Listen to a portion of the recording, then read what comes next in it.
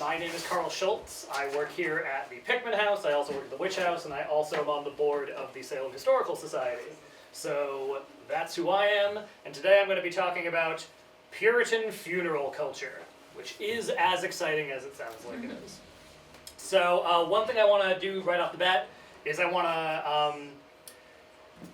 we tend to think about the Puritans a lot of times very much through the lens of like Hawthorne and Mencken and thinking of them in terms of stereotypes. They wear big, tall hats with buckles on them, and they hate all fun. And those stereotypes are coming from a place, but we don't tend to often treat them as people that have a culture, and like all people, they had a culture.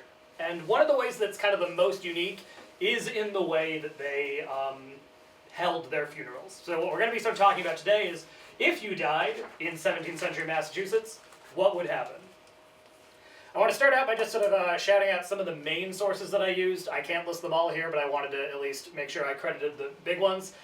History of Salem by Sidney Purley, a bold, out-of-the-box choice to read Sidney Purley for this. History of Salem's the big one, but his book on mortuary law is also really useful for this if you don't mind reading a book about mortuary law written in the early 20th century. Puritan Way of Death is also excellent. David Stannard basically wrote the only book about Puritan death culture, so by default it is the best one. Customs and Fashions in Old New England by Alice Morse Earle. Alice Morse Earle is a 19th century historian. Her work is just chock full of quotes, which makes it very useful. It has otherwise not aged terribly well. But the quotes are really useful. And finally, Oft Concerned with Funerals is an article by Stephen Bullock, who has written a bunch of articles about 17th century funerals, and he's also really, really useful. I'm doing my tangents at the beginning to save time. There's an issue with when we talk about Puritans, and one of the main issues that we sort of run into is that the word Puritan is kind of, it's kind of a fake word in a way, because people did not call themselves Puritans back in the 17th century. Puritan is a pejorative. It is a thing that people that did not like Puritans called people that were being puritanical. They also called them precisionists, or if they were not being subtle at all, hypocrites. But the Puritan movement is not really an organized movement in the way that we tend to think of it, and it encompasses just like a huge group of people that just at various points in time got called a mean name, namely Puritan. But you can't look at people like the Diggers, who were like a proto-anarchist group operating in England in the mid-17th century, and someone like Oliver Cromwell, who's just a monster, and easily say, yeah, those are the same people, even though both of those groups would be considered Puritan. So all that to say, when I say Puritan, I am going to be using it as a really broad term, because the collection of Protestants living in Massachusetts during this time is a really long thing to say every time. So just keep in mind, not all Puritans are the same. I'm just going to be using that as a catch-all term anyway. So, 17th century New Englanders were extremely familiar with death.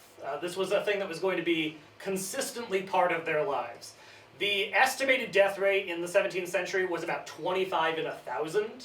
And by the end of the 17th century into the 18th century, that climbed up to about 30 in 1,000.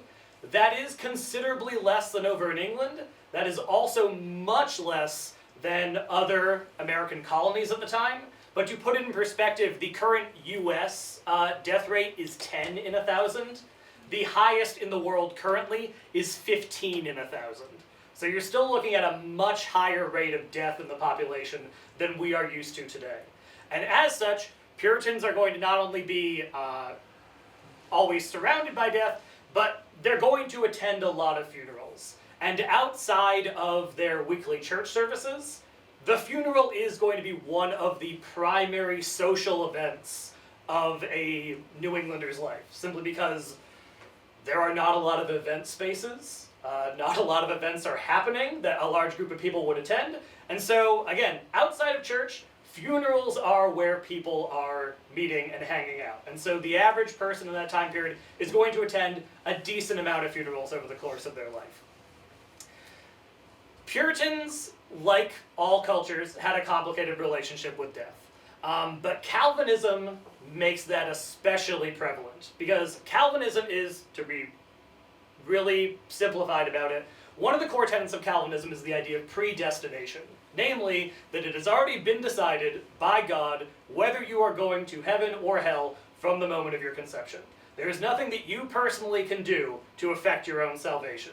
And the idea basically being that your actions, your doing of good works, does not get you into heaven, but it shows that you are the type of person who is already elect. But that does mean that you end up with this horrible kind of Schrodinger's salvation, where up until the exact moment of your death, you do not know and cannot possibly know whether you are going to heaven or not. So you end up with this situation where death is terrifying, because of the unknown. It's frequently referred to as the king of terrors. It is portrayed as a frightening thing. Puritans often talk about in their writing about fear of death. But at the same time, it is a necessary precondition of going to heaven. But again, you can never be entirely sure whether you are one of those people. So the Puritans are obsessed with death, but they can't really decide, even within themselves, whether death is a good thing or not. There is, you see this in a lot of their artwork. This is a 17th century tombstone artwork from the cemetery, and you see that there is a really explicit sense of physical death. Death is portrayed as a winged skull. James Hijaya refers to this as the theme as awe. Basically the concept of Puritans as being in awe of death. They don't necessarily know whether they like it or not, but they are in awe of it. Dying well is considered a virtue in the 17th century because of that complicated fear. And a lot of times when people are writing about individuals who have recently died, one thing that they will oftentimes note is how comfortable they were with dying. This is considered quite a virtue, and especially for children. There's actually a whole book, there's at least one, but there's probably more. There is a whole book that is just anecdotes of children dying super confidently. Which seems very macabre to us, but really was considered a virtue in the 17th century just because of like that mixed feeling they had. And it was also emphasized as something that could happen functionally at any time. Again, the death rate is about 25 in 1,000. People aren't dropping like flies constantly, but the possibility of death is always apparent. And so another Puritan virtue is the idea to be prepared for the inevitability of death. To quote my personal friend Cotton Mather, "If an old man has death before his face, a young man has death behind his back. The deadly blow may be near as to one as is to the other." So again, these are people who are, this is not unique to them, but they are pretty death focused. So when you died, the first thing that obviously needs to happen is that your body needs to be prepared. And the first process of preparing the body is simply just to wash it. They are not doing anything in terms of preservation beyond just cleaning the body and then laying it out and preparing it for burial. Burial is typically going to take place about 2 to 4 days after death. 3 is kind of the sweet spot. They do not keep the body lying around for an extended period of time, but there is also sort of a sense that if you bury them too quickly, it's kind of in bad taste. It's like you're trying to get rid of them, what you're trying to hide. 2 to 4 days seems to be kind of like the respectable middle ground. In some cases that process does need to be sped up though. Conditions of the body and the weather will affect that. Good example being Mary Winthrop's 1690 funeral. It was very hot that day, and so not only did her burial very fast, they made use of a double coffin because of the amount of decomposition that was happening by that point. So your mileage may vary. Under normal circumstances, you're waiting about 2 or 3 days, but sometimes speedier things are required. Typically where the body is just laid out in the home. So they obviously do not have funeral parlors back in these days. There are no morticians. You are going to keep the dead body of your relative in your home, just sort of laid out for those good days. There is another alternative though. Frequently people are also laid out in their church that they attended.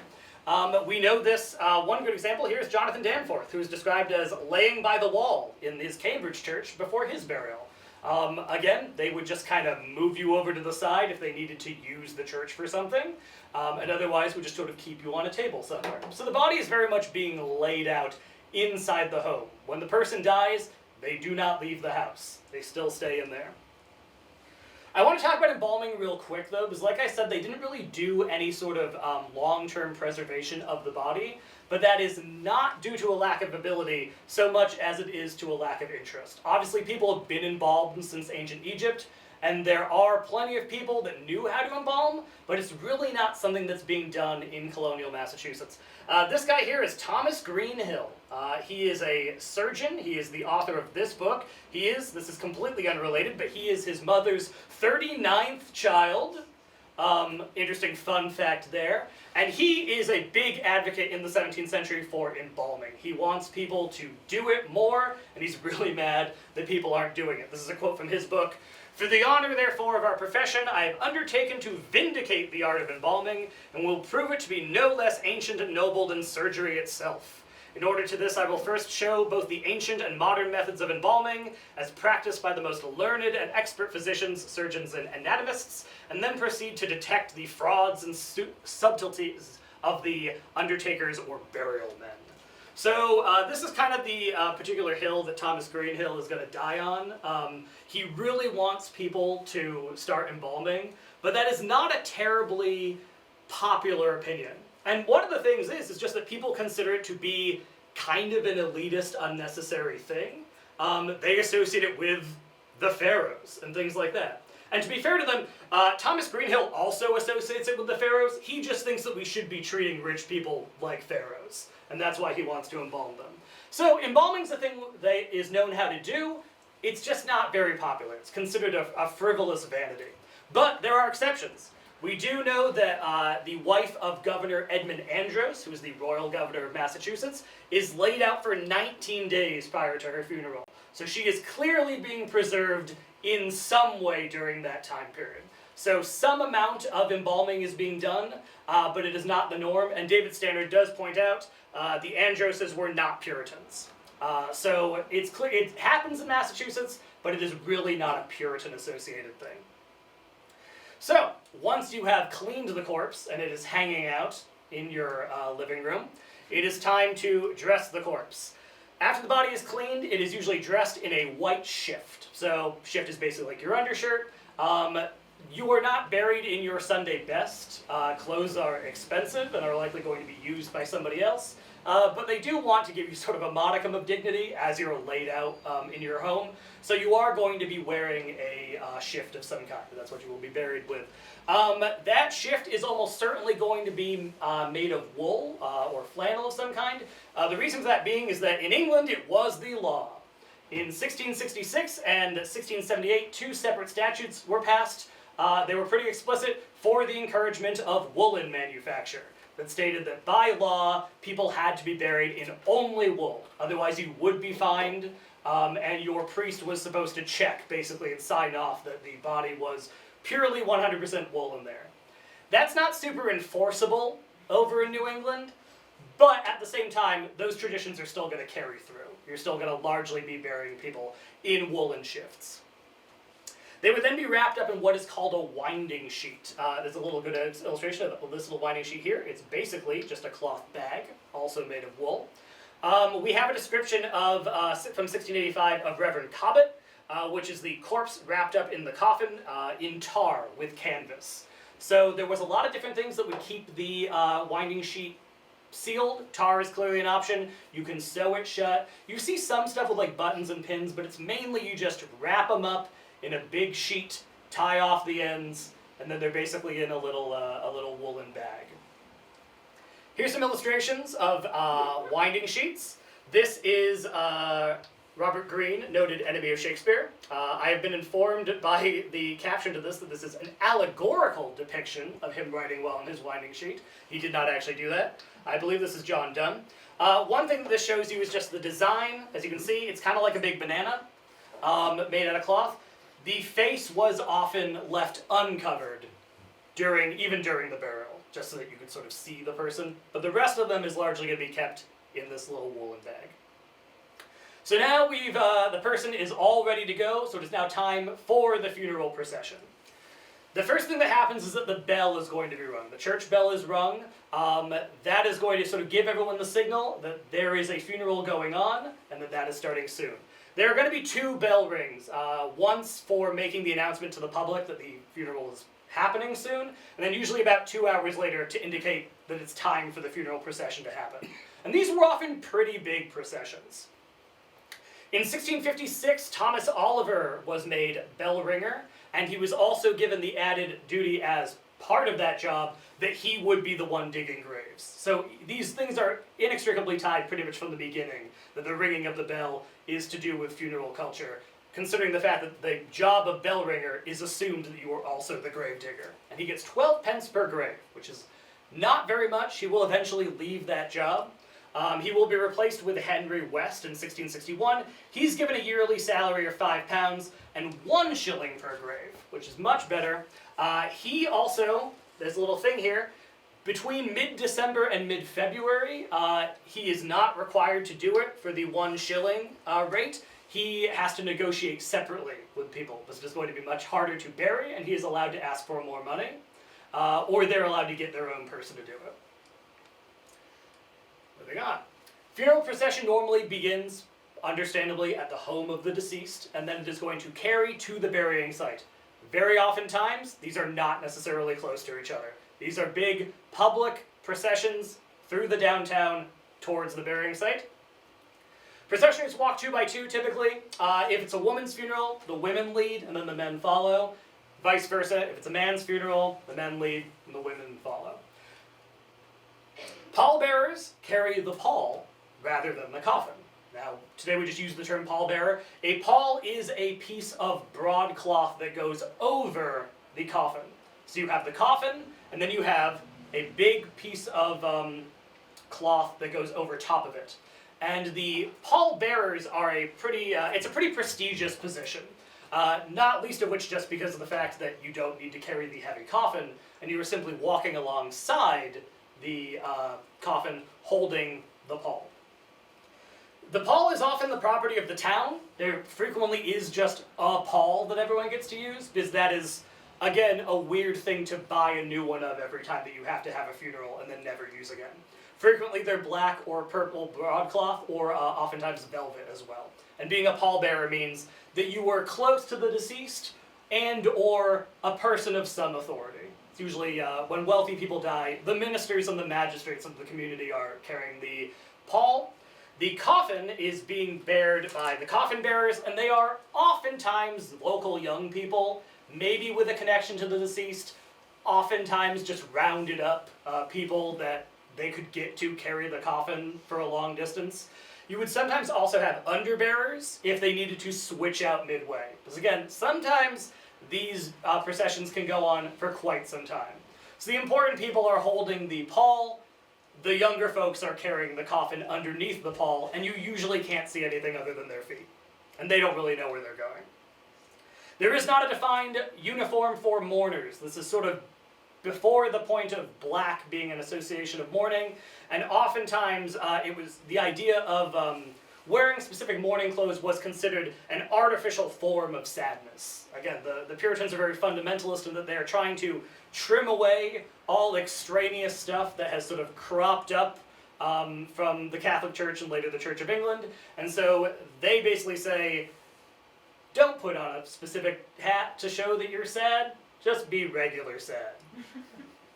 This is really good, that picture's over there too, but this gives you a really good example of that sort of thing. You can see this is the procession going. These guys here are all just holding this cloth. This is the pall here. You can see sort of little legs down this way. Those people are under the cloth because they're carrying the coffin. This is a quote from Robert Bolton, who is a Puritan theologian. He wrote a lot of stuff. The Mathers were a really big fan of his. And he is describing funerals, and he is saying, "Let us not in an unseemly manner bewail them by pulling off our hairs, baring our arms, tearing our faces, or putting on mourning garments. So saith the Father, and I say, happy are they which have exchanged a base earthly tabernacle for a princely palace." And this isn't coming entirely out of nowhere. There has been in England and in other places this sort of mourning culture that pops up where people are really putting on a show about it, to the extent that people will hire mourners to just wail and tear their clothes and gnash their teeth as they follow the coffin. The Romans did this too. This isn't a new thing.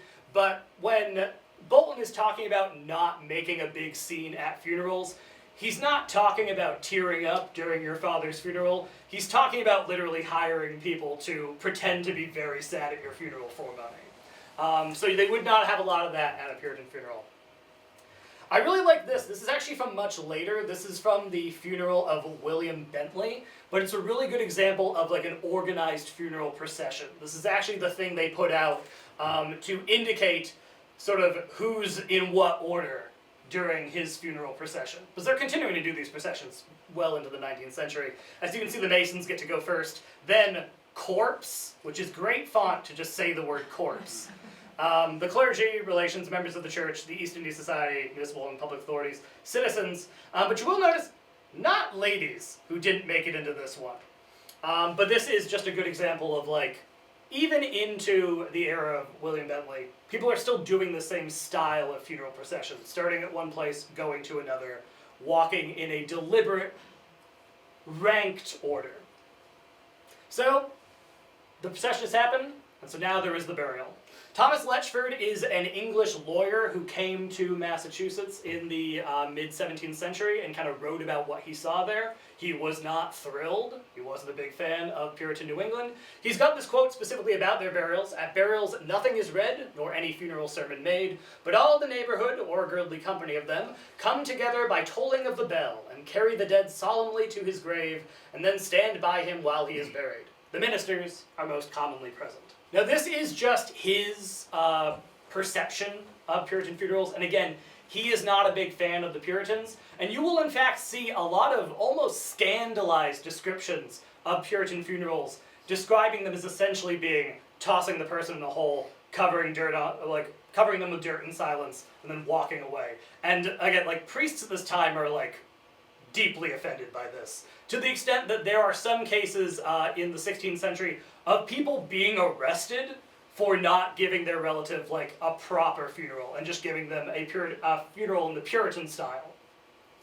But he is at least correct in terms of what people are doing at funerals, and we know this because they said exactly what they wanted to happen at funerals. There is something called the Directory for the Public Worship that is put out by Parliament, and it's convened by Parliament during the English Civil War, after the Puritans have won, in the mid-17th century, that literally describes, here is basically our prescriptions for how a funeral should be done. These aren't legally binding, but they are basically saying, we as a bunch of Protestants have gotten together, this is what we are going for. And they say this: when any person departeth this life, let the dead body, upon the day of burial, be decently attended from the house to the place appointed for public burial, and there immediately interred without any ceremony.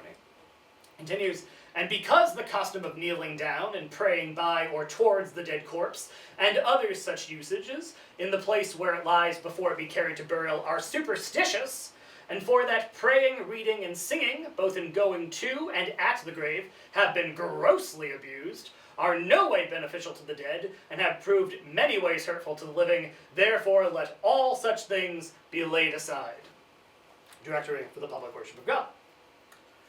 Now, in terms of burials, English law, which is kind of where a lot of this is being based off of, specifically allowed that anyone, unless a felon, a suicide, or a heretic, could be buried at their local parish cemetery for free. And a big part of that, and why it's left up to the parishes, is that, remember, the Church of England is an apparatus of the state at this point. So there really isn't a secular burying system in England at this time. Your local cemetery is likely your churchyard. And as long as you're not a felon, a suicide, or a heretic, you can be buried there. Once we get to New England, that becomes a little trickier, because there is limited Church of England presence at best, and the cemeteries in Massachusetts are municipal. They are not associated with specific churches. So the law is kind of carrying over, but it's not a direct one-to-one because there isn't that parish system. There is also way more accessible land in New England at this time that settlers can come over and basically be given by the government. So the amount of land that you own is going to be much higher on average than the amount that people in England own. So way more people are actually going to be buried on their own property than in municipal cemeteries than would over in England, where very few people had the space to be buried on their own land. So most people in the 17th century are still being buried on their own property. Private land might also be used communally. Very oftentimes you will see situations where there's just kind of an intersection of where people's land is, and no one's farming there or doing anything with it, and that just becomes known as a place where people bury their dead, even if it's not officially set aside for that reason. And this can lead to conflict. There's an interesting case in the 1680s of the Gardners and the Pudneys are suing each other because Samuel Pudney has buried his son on Gardner's land. He took down the fence between their property and buried his son there, and then just walked away. Because apparently that's just what they had been doing, and he did not care that Gardner decided that that was no longer a thing that they were allowed to do. And no fence was going to stop him. That case goes back and forth for quite some time, actually. They eventually rule in favor of Gardner. But this is the kind of thing where people still feel a certain amount of entitlement to bury their relatives, even on other people's property, if that's just been the place where they've been doing it in the past. You also, within municipal cemeteries, could get permission to fence off your own area of land. We know Richard Moore did that for his family in the Charter Street Cemetery. So it's a public area, people can be buried in it, but if you have enough of your family members there, you are allowed to petition the town to let you build a little fence around it, to say, don't bury anyone else here, this is where we are. Now, we get to the cost of burial. The expense of the average funeral tends to be about £2. That is not a lot of money. A pound is not nothing back in those days, but £2 for a funeral is definitely cheaper than our funerals today. Could be less, could be more. Having a grave dug when the weather is nice is about 3 shillings. Again, in the winter months, that could be more expensive, but generally speaking, the average tends to be about 3 shillings. A coffin is typically about 10 shillings. Wood is fairly plentiful in New England at this time, so as opposed to places in England where coffins are not always used, they're pretty common here, and they're pretty cheap. Again, about 10 shillings. A stone tombstone tends to be between 3 and 10 pounds in the 17th century. That's going to be much more of an expense if you're going to pay for one of those. Understandably, it's much easier to throw together a coffin or dig a grave than it is to carve something into a piece of stone. And you don't really start to see tombstones in a big way until the late 17th century. I also just wanted to point out that before they start using tombstones, they used what we call grave posts or coffin rails. This is the Essex Institute put these out a while back as illustrations of what they likely looked like. You can see they look sort of like a fence here, or they would just be like basically a post stuck in the ground with the name of the individual and the date that they died. So while tombstones aren't really being used until the late 17th century, they're marking the graves, they're just largely marking them with wood, and these are going to be really cheap again. It's also just interesting, you can see this is kind of, again, this is kind of the evolution of the shape that we find. This is largely speculated as to how we get the tombstone shape that we have today. This is sort of what the earliest coffin rails would have looked like, then they kind of move over here, and then we end up with this shape. So, little tangent, but just thought I'd mention it. So, most funerals are costing about £2, but like I said, they could be considerably more. I have 2 stones here to use as examples. Over here is John Hawthorne. I'm not actually talking about him, but I don't have a stone for his father, William Hawthorne. William Hawthorne's funeral was £41. Walter Price, whom this tomb was built for, his funeral was £60. So the question that we kind of need to ask is, what's driving up the cost of these funerals? Now, maybe you can buy a nicer coffin, maybe you can have a grave dug really nicely, but there is a huge difference between the average expense of a funeral being £2 and being £60. So, I'm going to use this as an example. We actually know in a lot of cases what the costs of funerals are, because when you are dealing with the estate, funeral expenses come out of that before you have to distribute the funds. So we have pretty clear ideas of what people are spending their money on. So this is the funeral expenses for an apothecary named Mr. Woodcock and his child, and we know exactly how much they spent on each individual thing. The total expenditure was £4 19 shillings. So a little above average, but not crazy. The first thing is £1 for physic for both of them. This is a pre-funeral expense, but when they were sick, they spent about £1 on medicine for the two of them. It didn't work, but they certainly tried. Spice, fruit, sugar, and oatmeal. This is another pre-mortem expense, but it's all considered part of the thing. 10 shillings, 6 pence. That is what they're spending before they die. 2 coffins, 8 shillings. Not very much at all. Digging graves, 6 shillings. Posts for graves, 14 shillings. Now, the more mathematically inclined of you may have noticed that this is a little over half of the expense, and we have pretty much done the entire funeral at this point. We have graves, we have coffins, we have grave markers, we literally have their pre-mortem medical care. So the question is, where is the remaining half of this coming from? And the answer is, the 6 gallons of wine that were purchased for the funeral, that is £1 7 shillings. That's just for Mr. Woodcock, though. The 3 additional gallons of wine were for the child's funeral, which apparently needed a separate wine budget. That's 13 shillings and 6 pence. So about half, a little under half of these funeral expenses are alcohol. And that's going to be pretty consistent across the board, actually. The thing that's making these funerals expensive is the liquor budget. I've got another really great example here. David Porter died in Hartford in 1678. He drowned and was fished out of the water. And the town allowed these expenses for his funeral. And they broke it down here. So again, pint of liquor for the people that died for him, quart of liquor for the ones that brought him home, 2 quarts wine and 1 gallon of cider to the jury of inquest. They're the ones determining how did this guy die. 8 gallons and 3 quarts of wine for the funeral. But what if you don't like wine? Well, there's a barrel of cider for the funeral as well. And then at the very bottom, kind of as an afterthought, 12 shillings for the coffin and an 18 shilling winding sheet.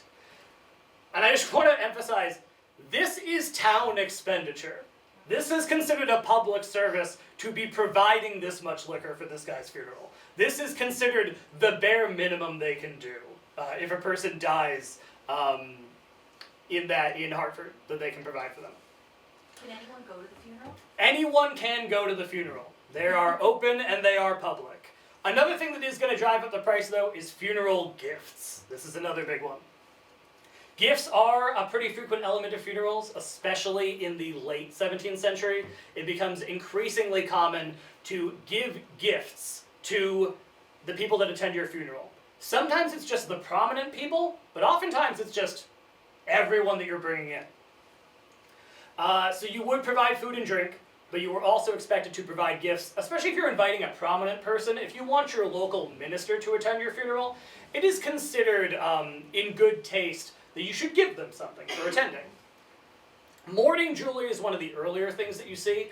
This is basically jewelry that is specifically made to be sort of funeral themed. A lot of times it has skulls or phrases like Memento, Mori written on it. That is increasingly replaced with gloves as a gift by the time you get to the end of the 17th century. A big reason for that being, it is so much cheaper and so much easier to acquire bulk gloves than it is to acquire bulk jewelry. And it still has the appeal of being a relatively intimate gift that you can give somebody.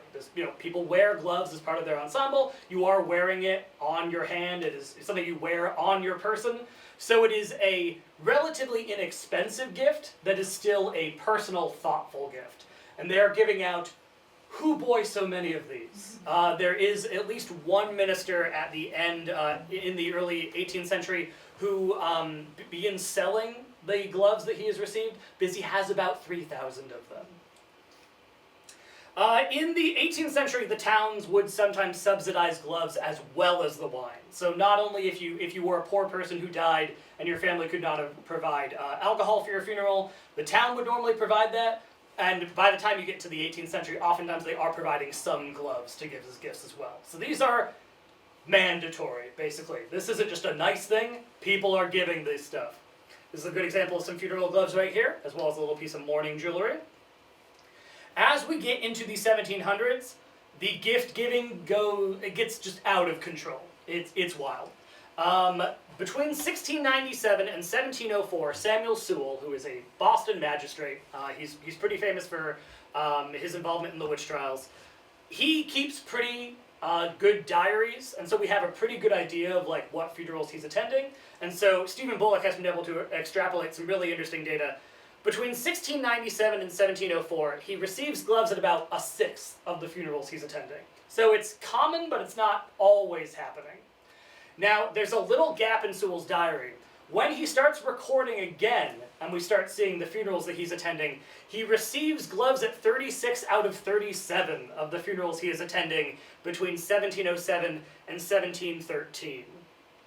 And he himself, at his daughter's funeral, for example, will give out about 144 pairs of gloves to various attendees. So the glove giving really ramps up in the 1700s. The gifts given at Waite Winthrop's 1717 funeral pushed the total expense to almost £600. Remember, you're looking at about £2 for the basic expenses of actually burying a person. So the remainder of this is accoutrement. It is escutcheons that are being printed with the Winthrop family crest. It is gloves, it is jewelry, it's all the halberds and drums they bought for the funeral. You could go absolutely nuts with one of these funerals. It's been pointed out that £600 is double the tax rate for the entirety of Maine for that year. So if you wanted to have an elaborate funeral, you really could if you had the money for it. The Massachusetts government eventually passed a law to stop this. You really see essentially a gift-giving arms race that pops up in the 18th century. They eventually passed a law against excessive gift-giving at funerals just because things had gotten so wildly out of control. And the amount of gifts that you were expected to give was going higher and higher, to the extent that it was causing severe financial harm to some families. I mean, we have today, certainly plenty of people in modern times are driven to bankruptcy by unexpected funeral expenses. But back in those days, that's the gift-giving funeral expenses. That's your glove budget absolutely ruining you in the 18th century. So eventually Massachusetts said, no, we're going to put a cap on this. Another big element of the Puritan funeral is, of course, the Puritan sermon. But the Puritan funeral is a social rather than a religious event to the Puritans. One key thing, like I said about the Puritans, is they are attempting to reject a lot of the stuff that the Catholic Church and the Church of England have sort of added. So the Puritans don't believe most things are sacraments. They consider baptism to be a sacrament, and they consider communion to be a sacrament. Everything else is not. Weddings are not religious events. That's why people are married by magistrates rather than ministers. And funerals are also not considered a religious event. The ministers are usually there, but it is considered an extremely bad taste to a Puritan to attempt to sermonize at someone's funeral. Minister shows up, the minister will not be sermonizing while they are there. But there is still a desire to do the sort of funeral sermon that we are used to. And those sermons are going to happen later. If the individual is particularly important, or if they died in a particularly object lesson induced way, they might very well be the subject of the regular Sunday sermon. So while there is not sermons or eulogies happening at the gravesite, the following Sunday, the sermon might very well be about the individual that died. They are usually flattering, but again, they're not eulogizing in the sense that when we give a eulogy for someone today, it's really about them and talking about how good a person they are. This is not what a funeral sermon is at that time point. They are often, like I said, flattering. They often present the person in a good light. If not, why are you giving them a sermon? But they're mainly still being used as an object lesson. This person lived their life like this. What can we learn from their example? What can we learn from their death? It's being tied into the regular sermon structure of a 17th century colonial meeting. A good example of this and how it sort of resists is, we're back to Sewall again, who wrote every thought he ever had down, for which we thank him very much. Giles Dyer was the high sheriff of the county, of Suffolk County. And Samuel Sewall was invited to attend his funeral. He was invited to be one of the pallbearers, actually. So again, position of some importance. But he eventually discovered that the funeral was going to involve a funeral sermon to be held at the local Anglican church. And Samuel Sewall cannot in good conscience participate in that. So while he still attends the funeral, no longer as a pallbearer, He still wants to attend the funeral, but he ends up actually peeling away at the last minute before they go into the Anglican Church to give the funeral sermon, because that is the part that he is unwilling to sanction. The rest of the funeral he's all for, but he is not going to sit there and watch them make a sacrament of this guy's funeral. High sheriff or no. One other thing that I want to talk about is the funeral poetry. This is something we don't necessarily expect from the Puritans, but they wrote a lot of poems about the dead. And as a matter of fact, this is one of the main functions of the colonial press at that time. One of the main things that are being printed with the most frequency are funeral broadsides. And they're basically poems and eulogies about the death of that person. Again, this is sort of where more of the eulogy comes in, rather than the sermons itself, are these published broadsides. And they have very macabre sort of designs to them. Again, you've got all the skulls and stuff. But you can also see right here, this is the same design. And it's because they are using templates. These are being printed so much that they're using the same general structure for these things. And so a lot of these are very similar. These would oftentimes be also printed out a while after death, or they would be used as sort of funeral invitations. But one thing that is increasingly common, especially in the late 17th century, is the writing of funeral poetry.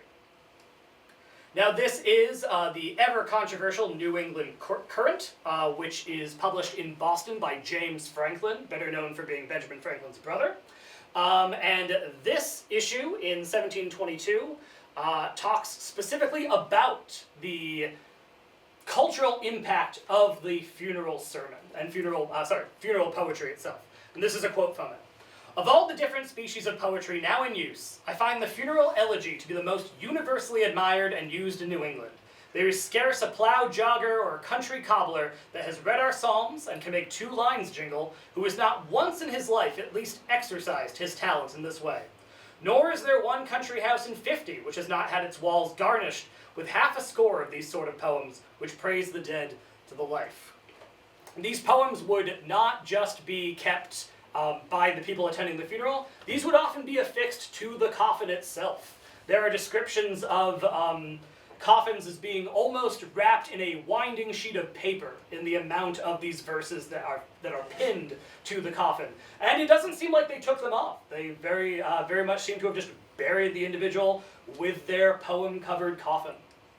They continue doing this for some time.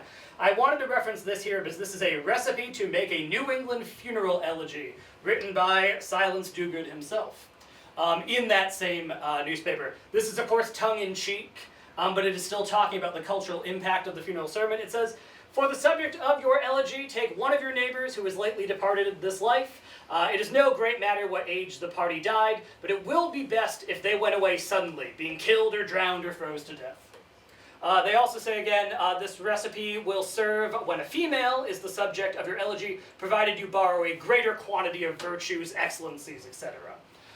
So again, this is starting in the 17th century. By the time we're in the early and mid-18th century, this is so much of a cultural touchstone that there are multiple letters to the editor being written to these papers simply talking about funeral poems, and in the case of Benjamin Franklin / Silence Dogood here, complaining about the quality of funeral poems. This opens up on the previous page with him making fun of a previous funeral poem that had been written, which is kind of mean when you think about the fact that that guy's wife had just died, and you're out here calling him out in the newspaper for not being very good at poetry. This is the grammarian's funeral. This was published, you can actually see this is a republishing of it for the death of Mr. Ezekiel Cheever, the Salem schoolmaster. And one thing I really like about this is that this gives you an example of one of the key themes of the Puritan funeral poem, puns, and whether or not they can fit them into a funeral. If you had a name that could have a double meaning, that was going to come up in your funeral poem. If you had a profession that they could say something funny about, that was also going to come up in your funeral poem. So the grammarian's funeral is very funny if you like grammar, and very not if you don't. But just part of it here is 8 parts of speech this day wear mourning gowns, declined verbs, pronouns, participles, nouns, and not declined, adverbs and conjunctions, in Lily's torch they stand to do their function. Basically the whole thing, which is quite long, is just about different parts of speech being sad in a punny way. And again, this is the kind of thing. If you had a name that they could somehow make into a bit, that was going to be the theme of your funeral poem. And one last thing I'd like to point out, this is Sir William Phipps. He was governor of Massachusetts, and this is a funeral poem written for him by Cotton Mather. And I want to point this funeral poem out because it's terrible. It's appalling. Cotton Mather is not good at poetry. But I want to point that out because Cotton Mather knows this and will frequently preface things by saying, I am not a poet. But the idea of funeral poetry is so present in the culture at the time that it is just assumed that you'll try your hand at it. It's not something that you reserve for the particularly artistically inclined. If someone that you were fond of or that you really looked up to, or in Cotton Mather's case, any authority figure of any kind, dies, you will write a funeral poem for him. Cotton Mather doesn't think this is a good poem, but he's still going to publish it anyway, because there really isn't a sense of shame about your funeral poems. This is a very democratized thing. Despite the many things in colonial New England that were not, funeral poems are something everyone tries their hand at. The last key part of any funeral poem, though, is the anagrams, because another really big part of writing someone's funeral poem is, can you make their name into an anagram? Why? I don't know. But this is a thing they do for years and years, and it's pretty consistent across the board. So let's give some examples. Joseph Briscoe, when he died, the anagram that they came up with was Job Cries Hopes.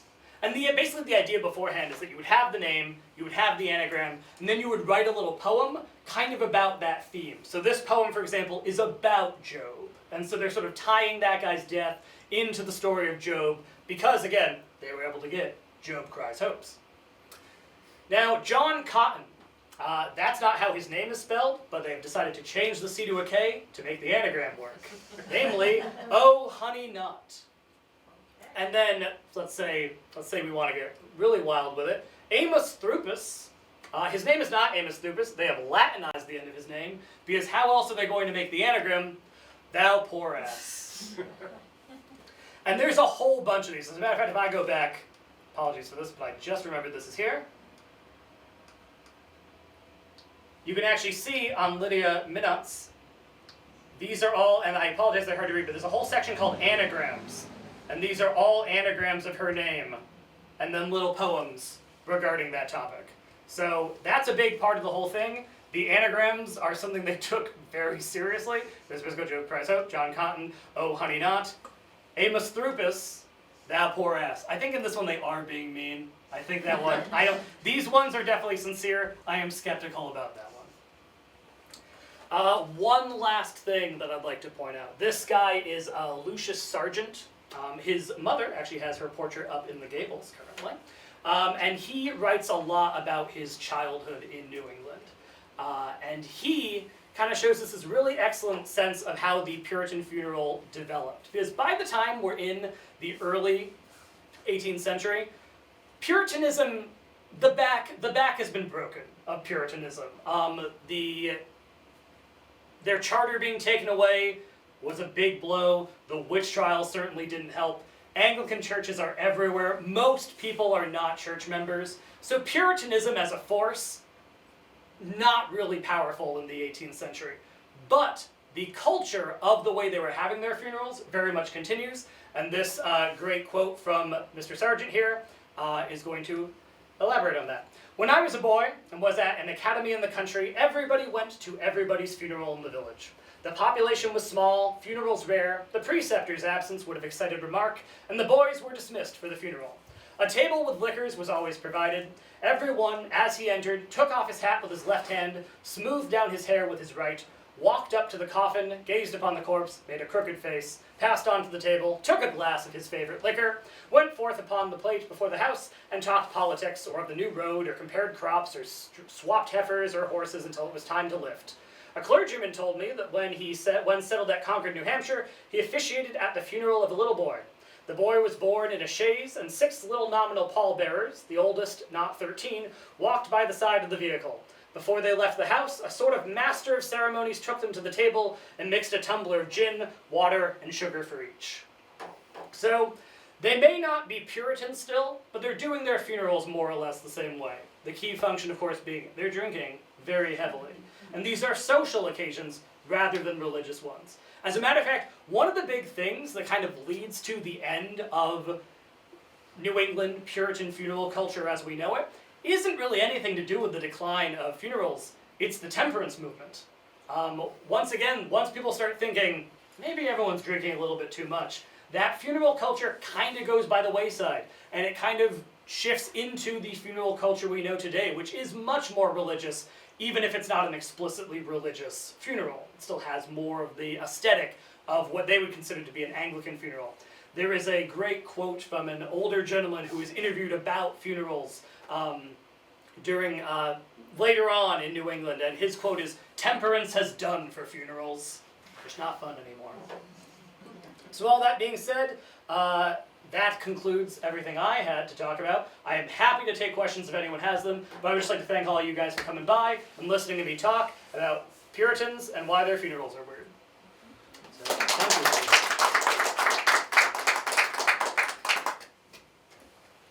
Yes? Where did the gloves come from? Were they manufactured locally? So they could be manufactured locally, and that's actually a really good point, because that's another one of the key reasons why they are so much more popular than mourning jewelry in that time. You could produce jewelry domestically, not nearly as easily as you can produce gloves domestically. You can still make nice gloves in New England fairly cheaply and in good quantity. So that's going to be one of the main things. I'm sure wealthier folks, Salem is a seaport at this time, there's tons of ships going back and forth. I'm sure wealthier folks, I'm sure Waitstill, Winthrop brought over a bunch of stuff from England. But one of the reasons why gloves are such a common gift at funerals is that they're accessible. People can get them for relatively cheap while still being considered a nice gift to give somebody. Nobody has to have questions, by the way. You may. So dying well, is Yes. that where you get ready to die, or was it willing to die? Yeah, so there's that sense is actually, you'll see that phrase in a bunch of stuff talking about people dying well. The idea of them being willing to die. There is a stone out there for a little girl whose inscription does read, "being willing to die." And yeah, that's basically just tying into that sense of the virtue, the idea that they are not afraid to die. And one thing that's sort of ties into the Puritanism is that, well, if a person is not afraid to die because of their confidence in their salvation, well, that probably means they're one of the elect. Because again, your election is not based on anything you do, but what you do does reflect on how likely you are to be one of those predestined people. So the idea of dying well is especially a virtue because it sort of shows that, well, they almost certainly went to heaven because of the confidence they have. You've got people who are extremely pious, viewed individuals. Increase Mather is a really good example. Increase Mather was terrified on his deathbed. Now, part of that has to do with the fact that every single member of the Mather family had an undiagnosed anxiety disorder. But even then, like, it was not simply the pious welcome death with open arms. It was still considered a really scary thing, because what if you're wrong and you go to hell forever? You don't know. So yeah, dying well and the idea of being willing to die, being unafraid of death, speaks really well of you, especially in the sense of whether or not you're one of the elect. Because, well, a member of the elect would be pretty confident in their ability to go to heaven. Yeah. How did they imagine heaven to be? Nobody ever agreed. They definitely tend to describe it as basically being Earth, but really, really great. Like, theirs is less abstract. It's very much pearly gates, golden streets type thing. It's not particularly abstract. But they did apparently think there was only so much room, because there is a set quantity of people that are getting in. But yeah, depictions of heaven at that time tend to be just like, well, life will just be like it is now, but way better. And they, of course, assumed all those hierarchies would still be in there as well. So if you were rich back then, don't worry. How common was it for people to bury family members on their own land, and when did that? Very common. One of the main things is that in the early days of colonization here, land is kind of everywhere. Now, no one has necessarily considered that the fact is that 90% of the indigenous population just died of the plague and we've forcibly taken the rest of it, but the perception at the time was that land's just everywhere. You can show up and be like, hey, I'm moving in, can I have some land? So the amount of spare land you have in the early to mid 17th century, pretty large, and so you're unlikely to necessarily want to specifically take the body of your deceased loved one to a public burying ground if it's not close. If you are someone like Samuel Pickman, who lived in this house, likely you're going to use the municipal burying ground. It's right over there. You donated some of that land. If you live out somewhere in the village, it's much more likely that you're going to be buried on your own property. As time goes on, land becomes more and more of a restricted commodity, especially because people are increasingly learning that a lot of the land that they own is not fertile. And so it's rocky, it's hilly, it's not usable. So the initial sense in the early to mid 17th century that land is everywhere, we'll never run out of land, just use land for anything. Scarcity mindset has taken root by the end of the 17th century, and you see a lot more people being buried in municipal cemeteries, in places that are owned communally, rather than people using their own land for stuff. But I mean, people continue to bury people on their own land for, hundreds of years after that. That's still a thing people do in some places. But in terms of how common it was, early to mid 17th century, much more likely you're being buried on your own property.